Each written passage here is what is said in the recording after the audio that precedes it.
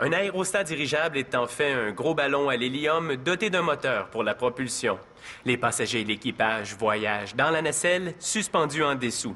Il existe différents types d'aérostats dirigeables, des souples, des semi-rigides et des rigides.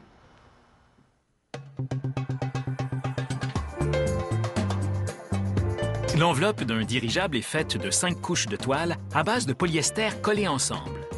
Elle est légère mais résistante aux intempéries et aux rayons ultraviolets. Et l'équipage gonfle l'enveloppe avec de l'hélium, un gaz inerte et ininflammable. À l'arrière de cette enveloppe se trouve un gouvernail et des empennages pour diriger l'appareil. L'usine construit le cadre de chaque empennage à partir de fibres de carbone légères mais robustes. Les ouvriers l'enduisent d'adhésif, puis y appliquent une toile aéronautique en polyester en ajoutant encore de la colle pour sceller les joints.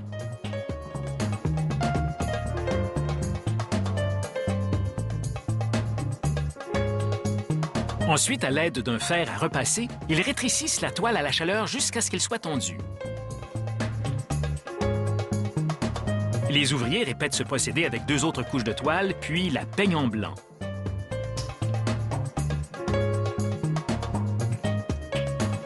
Ils montent les empennages sur l'enveloppe de l'aérostat à l'aide d'une combinaison de câbles d'acier et de cordes. Les câbles d'acier sont rigides, mais la corde est un peu lâche aux endroits où l'enveloppe fléchit en vol. Un système de câbles et de poulies relie le gouvernail et les empennages à l'habitacle. Le pilote les manipule à l'aide de manches à volant. Les volets contrôlent les mouvements ascendants et descendants, tandis que le gouvernail se charge des mouvements latéraux. Des ingénieurs inspectent l'enveloppe sous toutes ses coutures afin de repérer tout minuscule trou par où l'hélium pourrait s'échapper.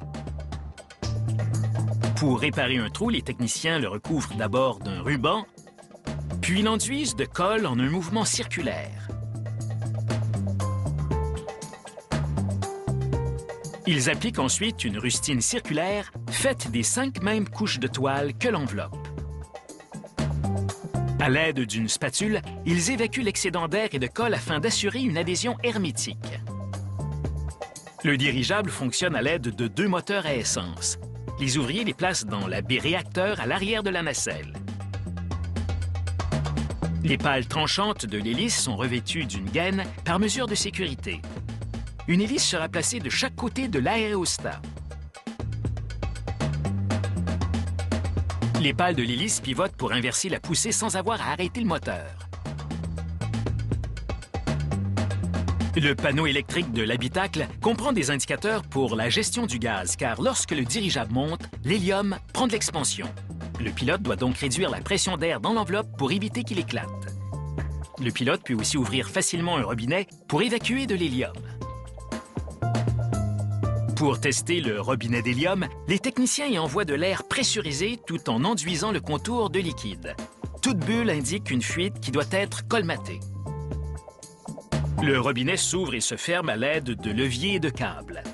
Contrairement aux commandes électroniques, les câbles peuvent être réparés en vol si quelque chose se brise.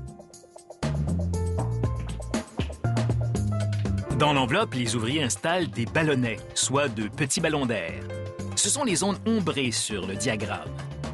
Le pilote les dégonfle pour s'élever et les gonfle pour redescendre. Des ouvriers fixent l'enveloppe et la nacelle avec des câbles, des courroies et des haubans, puis remplissent un réservoir de ballast situé sous la nacelle d'eau. En cas d'urgence, l'équipage peut jeter l'eau pour relancer la flottabilité. La nacelle comprend aussi des compartiments pour des sacs de lest, soit des sacs de 10 kg de plomb. Avant le décollage, le pilote vérifie le poids de l'appareil avec passagers, équipements et carburant à bord. L'équipage embarque ensuite suffisamment de sacs de lest pour équilibrer l'aérostat. Au repos, le nez de l'appareil est attaché à un mât.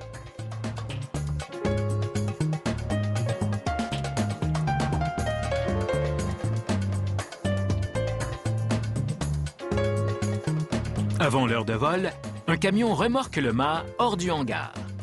Ne reste qu'à attendre le décollage.